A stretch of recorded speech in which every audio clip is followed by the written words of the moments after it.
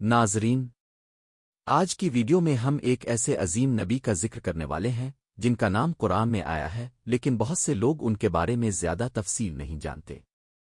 آج ہم بات کریں گے حضرت ذوالکفل علیہ السلام کے بارے میں کہ وہ کون تھے، انہیں ذوالکفل کیوں کہا جاتا ہے، وہ نبی کیسے بنے، اور قرآن میں ان کا ذکر کہاں آیا ہے۔ ناظرین، سب سے پہلے یہ جان لینا ضروری ہے کہ حضرت ذوالکفل علیہ السلام کا نام قرآن میں بڑے احترام کے ساتھ ذکر کیا گیا ہے۔ اگرچہ قرآن مجید نے ان کی زندگی کی مکمل تفصیل بیان نہیں کی، لیکن ان کے مقام اور ان کی نیکی کا ذکر ضرور کیا ہے۔ حضرت ذوالکفل علیہ السلام کے بارے میں علماء کی مختلف آراء موجود ہیں۔ بعض علماء کے مطابق ان کا اصل نام بشر تھا، جبکہ کچھ علماء کا کہنا ہے کہ وہ حضرت ایوب علیہ السلام کی اولاد میں سے تھے۔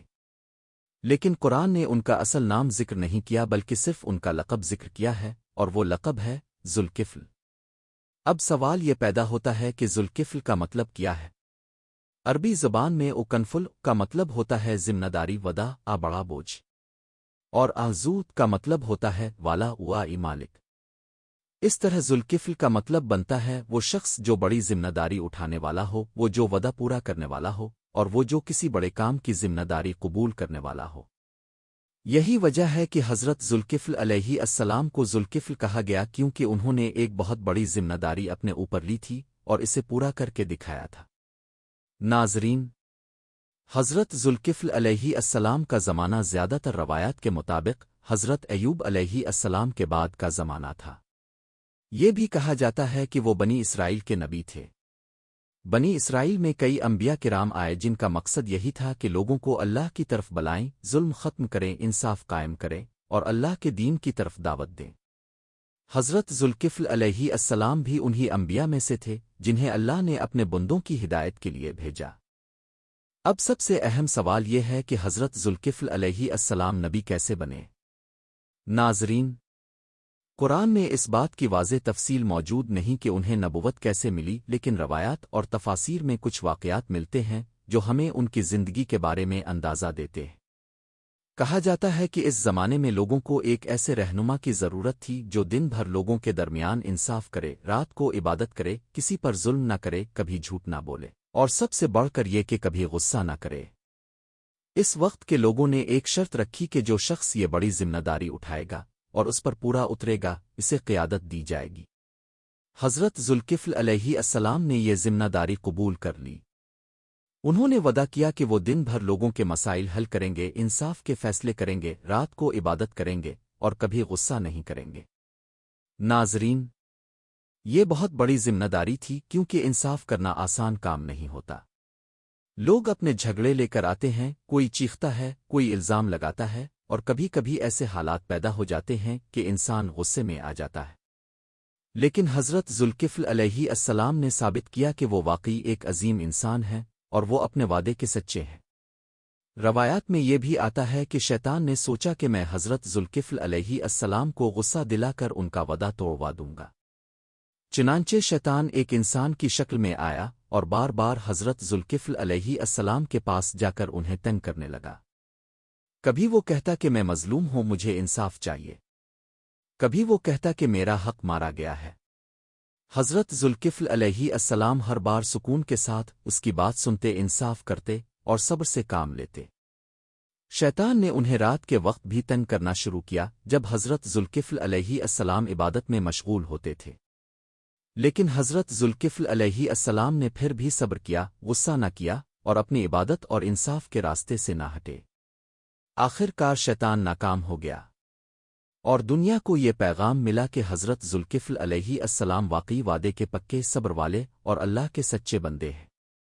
یہی وجہ ہے کہ اللہ نے انہیں ذوالکفل کا لقب عطا فرمایا، یعنی وہ شخص جو بڑی ذمہ داری اٹھانے والا ہو۔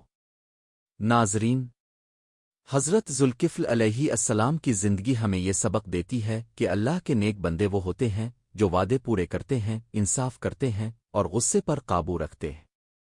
آج کے دور میں لوگ چھوٹے چھوٹے وعدے بھی پورے نہیں کرتے، لیکن حضرت ذوالکفل علیہ السلام نے ایک بہت بڑی ذمہ داری اٹھائی اور اسے نبھا کر دکھایا۔ اب آئیے دیکھتے ہیں کہ قرآن میں حضرت ذوالکفل علیہ السلام کا ذکر کہاں آیا ہے۔ ناظرین، حضرت ذوالکفل علیہ السلام کا ذکر قرآن میں دو جگہ پر آیا ہے۔ پہلی جگہ سورت الانبیاء میں اور دوسری جگہ سورت سواد میں۔ سورت الانبیاء میں اللہ تعالیٰ فرماتا ہے کہ اور اسماعیل ادریس اور ذوالکفل کو یاد کرو، یہ سب صبر کرنے والوں میں سے تھے اور ہم نے انہیں اپنی رحمت میں داخل کیا، بے شک وہ نیک لوگوں میں سے تھے۔ ناظرین، اس آیت میں اللہ تعالیٰ نے حضرت ذوالکفل علیہ السلام کو حضرت اسماعیل علیہ السلام اور حضرت ادریس علیہ السلام جیسے عظیم انبیاء کے ساتھ ذکر کیا ہے۔ اس سے واضح ہوتا ہے کہ حضرت ذوالکفل علیہ السلام کا مقام اللہ کے نزدیک بہت بلند تھا۔ اللہ نے انہیں صبر کرنے والوں میں شمار کیا اور انہیں اپنی رحمت میں شامل فرمایا۔ دوسری جگہ سورت سواد میں اللہ تعالیٰ فرماتا ہے کہ اور اسماعیل تلسا اور ذوالکفل کو یاد کرو اور یہ سب نیک لوگوں میں سے تھے۔ ناظرین، یہاں بھی اللہ تعالیٰ نے حضرت ذوالکفل علیہ السلام کو نیک بندوں میں شمار کیا ہے۔ یہ کوئی عام بات نہیں کہ کسی انسان کا ذکر قرآن میں اتنے احترام کے ساتھ ہو۔ قرآن میں ذکر ہونا بہت بڑی عزت کی بات ہے، اور یہ اس بات کا ثبوت ہے کہ حضرت ذوالکفل علیہ السلام اللہ کے خاص بندوں میں سے تھے۔ اب ایک اور سوال پیدا ہوتا ہے کہ حضرت ذوالکفل علیہ السلام نبی تھے یا ولی؟ بعض لوگ یہ سوال کرتے ہیں کہ شاید وہ نبی نہیں تھے بلکہ کوئی نیک انسان تھے، لیکن ناظرین، زیادہ تر علماء کا یہی کہنا ہے کہ حضرت ذوالکفل علیہ السلام نبی تھے، کیونکہ قرآن میں ان کا ذکر انبیاء کے ساتھ آیا ہے اور ان کی صفات بھی انبیاء جیسی ہے۔ اگرچہ قرآن نے ان کے بارے میں تفصیل نہیں دی، لیکن ان کا ذکر جس انداز میں کیا گیا ہے وہ یہی ظاہر کرتا ہے کہ وہ نبی تھے۔ ناظرین، حضرت ذوالکفل علیہ السلام کی زندگی سے ہمیں بہت سے بڑے سبق ملتے ہیں۔ سب سے پہلا سبق یہ کہ انسان کو اپنے وعدے پورے کرنے چاہئیں۔ دوسرا سبق یہ کہ صبر کرنا اللہ کے نزدیک بہت بڑی نیکی ہے۔ تیسرا سبق یہ کہ انصاف کرنا اللہ کی نظر میں عظیم عمل ہے۔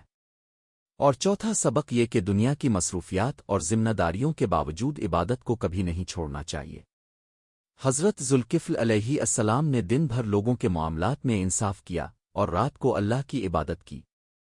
انہوں نے اپنے نفس پر قابو رکھا، اپنے غصے کو کنٹرول کیا اور ہر حال میں اللہ کی رضا کو ترجیح دی۔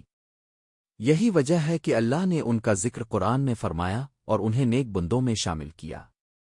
ناظرین، اگر ہم اپنی زندگی میں بھی حضرت ذوالکفل علیہ السلام کی طرح وعدے پورے کرنا سیکھ لیں، صبر کرنا سیکھ لیں اور انصاف کا راستہ اختیار کر لیں، تو اللہ ہم سے بھی راضی ہو سکتا ہے، کیونکہ اللہ کو وہ بندے پسند ہیں جو سچ بولتے ہیں، وعدے پورے کرتے ہیں اور لوگوں کے ساتھ انصاف کرتے ہیں۔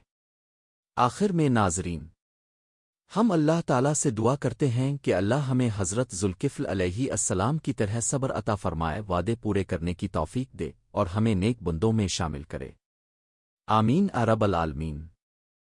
اگر آپ کو آج کی ویڈیو پسند آئی ہو تو ویڈیو کو لائک ضرور کریں، چینل کو سبسکرائب کریں اور بیل آئیکن دبائیں تاکہ آپ کو ہماری آنے والی اسلامی ویڈیوز کی اطلاع ملتی رہے۔ اور کمنٹ میں ضرور بتائیں کہ آپ کو حضرت ذوالکفل علیہ السلام کی زندگی کا سب سے بڑا سبق کیا لگا۔ اللہ حافظ۔